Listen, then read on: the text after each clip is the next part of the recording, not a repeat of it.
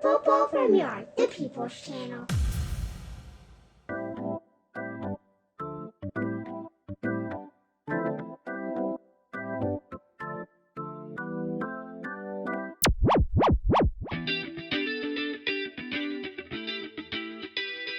Greetings, football from Yard Massive. The Reggae Boyz opened their Gold Cup tournament with a 1-1 draw against the USA.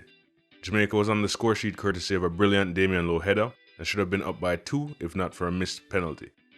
Vazquez saved the day for the US with a late second half goal.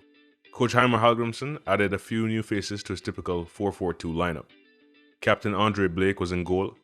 Damion Lowe and Adrian Mariappa formed the central defensive partnership. Amari Bell started at left back, and Dexter Lambakisa was at right back. Versatile Swansea City player Joel Latibeaudiere was in the central midfield, along with Kevon Lambert. Bobby Reid was on the right wing, and Everton winger Demarai Gray was on the left, for his first game in a Jamaican jersey. The forward line had a mix of creativity and power through Aston Villa's Leon Bailey and West Ham's Michael Antonio, respectively. Most of the players put in credible performances on the night, with only a few being below par. Goalkeeper captain Andre Blake was excellent in goal. He was quick off his line and as usual displayed his cat-like reflexes. He may have picked up a shoulder injury during the match. He gets a score of 9. Damion Lowe opened the scoring and was a bundle of energy throughout the encounter, although he teetered very close to the red card line. He made a number of key interceptions, scored an exceptional header, and bested the US attackers on most occasions. At times he was a bit too adventurous in possession. He gets a score of 8. Adrian Mariappa was up and down. Maps gets a very high score for effort, but his execution was mixed. He had a couple of good interceptions, but he also had a few sloppy turnovers, and too often found himself in no man's land when defending. He gets a score of 5. Amari Bell was good defensively, with a couple of exceptions. He consistently stayed in front of the USA wingers, effectively using his pace and power. At times, he connected well with his teammates in possession, but there was room for him to be more active in the attack. His long throws did cause quite a bit of discomfort.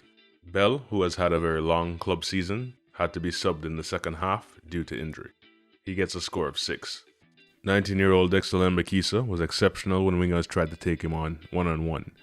His pace and power allowed him to secure the flank on those occasions, even when the USA brought on substitutes. His score drops a notch because he had a number of unforced errors in possession, and he probably could have done better on the USA's goal. He gets a score of 6. Kevon Lambert clogged the midfield and gave the US all sorts of problems with his energy. The opposition midfielders clearly struggled whenever he was in close proximity. There were times where his support for the left side of the defense could have been better, but overall he made his presence felt. Additionally, Lambert was the one who generated the team's penalty. He gets a score of 7. Joel Latibeaudiere also helped to form an effective shield in front of the central defense. He put in a lot of work on the night. His energy level naturally went down a notch in the second half. He did also turn over the ball a bit more than usual, and probably could provide a bit more forward passing. He gets a score of 6. Bobby Reid was relatively quiet in the first half, and then had a bit more impact in the second. He displayed a lot of energy on the defensive side throughout the game, giving his wingback strong support. He did have a few neat combinations, but there was a notch higher for him to go on the attacking side. He gets a score of 6. Demarai Gray produced an assist on debut with a wonderful set-piece delivery on Damion Lowe's goal. He looked dangerous for the majority of his time on the field as his pace created problems, and he was willing to do his fair share of work on both sides of the football. Gray definitely adds a new dimension to Jamaica's attack. He gets a score of 7. Leon Bailey continued his run of substandard performances for the national team. Bailey had some shifty spins here and there, but was a level below the remainder of the team. He missed a first half penalty, and his follow-up right foot shot was about as lame as it gets at this level. Bailey continues to overcomplicate the game by holding onto the football too long. He gets a score of 4. Michael Antonio wasn't able to get a lot of service in dangerous areas and pretty much fed off the scraps for most of the game. There were a couple moments where he created some danger, but it wasn't to be. His work off the football was tremendous. He pressed a lot on the defensive end, and on set pieces he clearly made the USA uncomfortable. He gets a score of 6. Kemar Taxi Lawrence had to enter the fray for an injured Amari Bell.